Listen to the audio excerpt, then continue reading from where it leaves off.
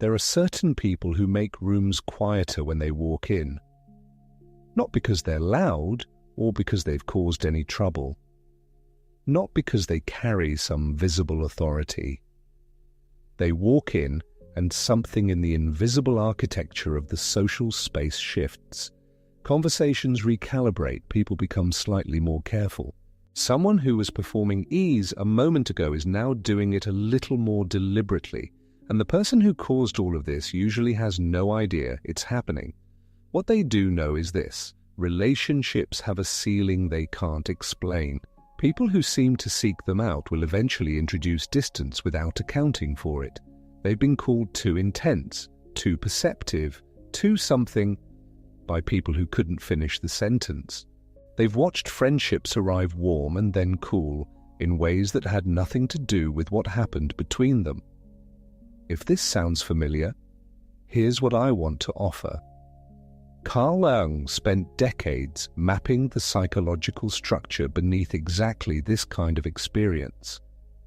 And what he found, buried in the framework he called individuation, is that what most people experience as a social problem is actually a signal, a very specific, very identifiable signal.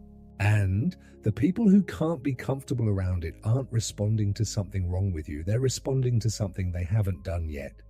Here are 5 signs that you're the one carrying it. The first sign is this: you change the energy of a room without saying a word. Jung worked extensively with a concept he borrowed from the anthropologist Levi Bruhl, participation mystique. The original term described a state of undifferentiated psychological unity in primitive communities where individual and group were not yet fully separate. Jung recognized the same phenomenon in modern social groups. Most gatherings operate on a shared unconscious field. People absorb each other's emotional states, mirror each other's performances, participate in a collective mood without deliberate choice. It's the reason you can walk into a party and feel its emotional texture before you've spoken to anyone. The field is real, it's just not visible. When someone has done enough genuine psychological work, when they've differentiated enough from their own unconscious material, they step out of that field. Not dramatically, not with any announcement, but the field can no longer recruit them into the shared mood. They don't absorb the collective anxiety or the collective performance. They're present without being submerged. And the group, which depends on its members remaining participating, registers that absence in the field as something anomalous. The room doesn't know why it got quieter, but it did. The second sign is harder to notice because it feels like being helpful. People confess things to you without meaning to. You haven't asked. You haven't made any obvious opening. But within a few minutes of real conversation, someone tells you something they clearly haven't said out loud before.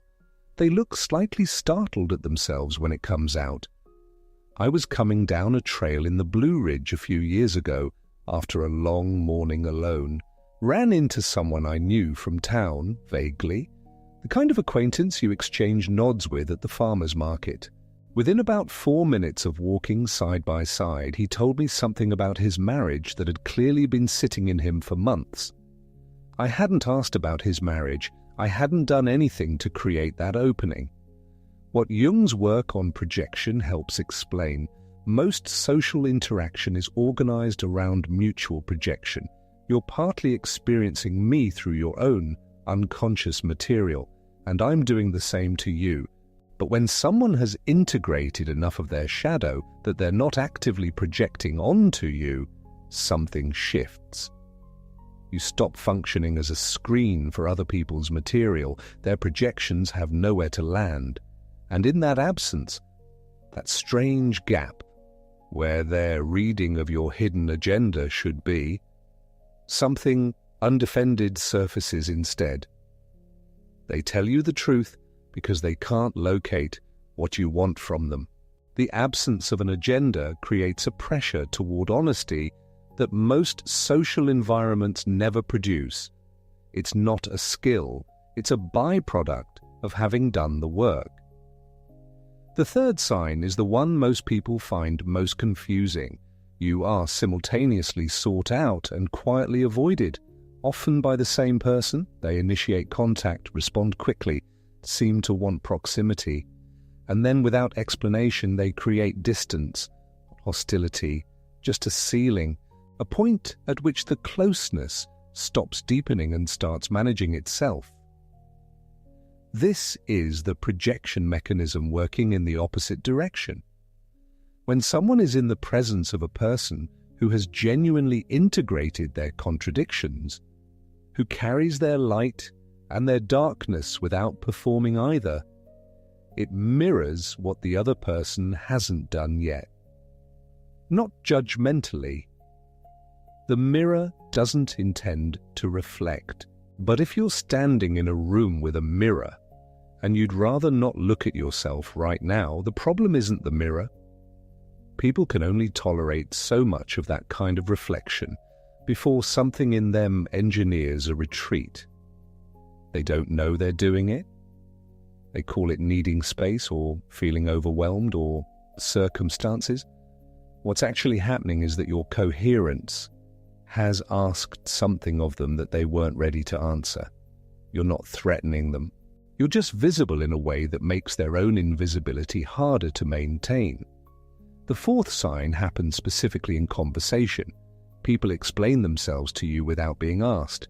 They justify choices they made before you arrived. They account for behavior you never questioned. They offer explanations for their moods, their absences, their decisions, unprompted, sometimes preemptively. What's happening here is something Jung described in his work on psychological types.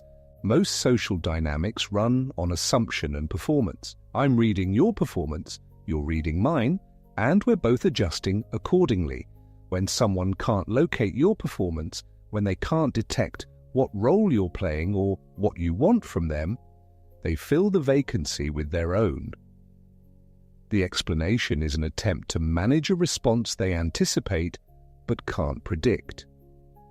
You're quiet in a way that feels like it contains something, and that containment generates a pressure toward disclosure that the other person experiences as social obligation. They're not confessing to you, they're managing the space that your lack of need has created.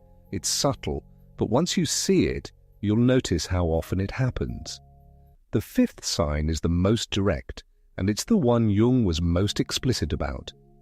There are people who find your presence genuinely uncomfortable, and it has nothing to do with how you've treated them. No conflict, no offense given, just an unease that attaches to you specifically. In the 7th volume of his collected works, Jung wrote that the differentiated individual is in a specific sense a disturbance to the collective, not as a threat from outside, but because their existence makes visible what the group requires its members to suppress. The unspoken compact of most social groups is, we all agree not to look too closely at ourselves, and we agree to perform the version of ourselves that keeps the group comfortable. The person who has broken that compact through genuine individuation doesn't need to say a word about it. They sit in a room, and their presence quietly communicates that the compact is optional. That information is not welcome everywhere, and the discomfort it produces gets attributed to you, your intensity, your seriousness, your strangeness, because that's easier than identifying the actual source.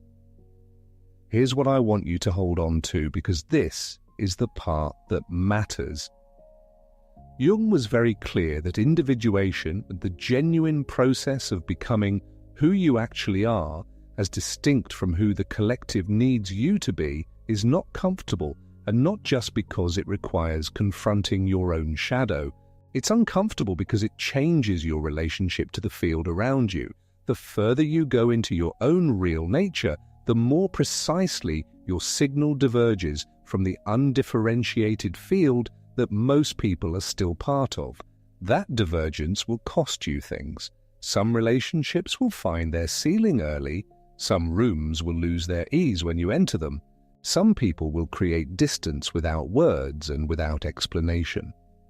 But the frequency that unsettles people who aren't ready for it is the same frequency that draws the people who are. The ones who are further along their own path, who have done or are doing their own work, they feel it immediately. They recognize what they're near. Jung noted that people stepping out of the mainstream to develop their genuine individual nature often feel isolated until they find like-minded others. The isolation isn't permanent, it's navigational. The people who can't be comfortable around you aren't telling you something is wrong with your signal. They're telling you they haven't tuned to it yet. That's not a problem you need to solve.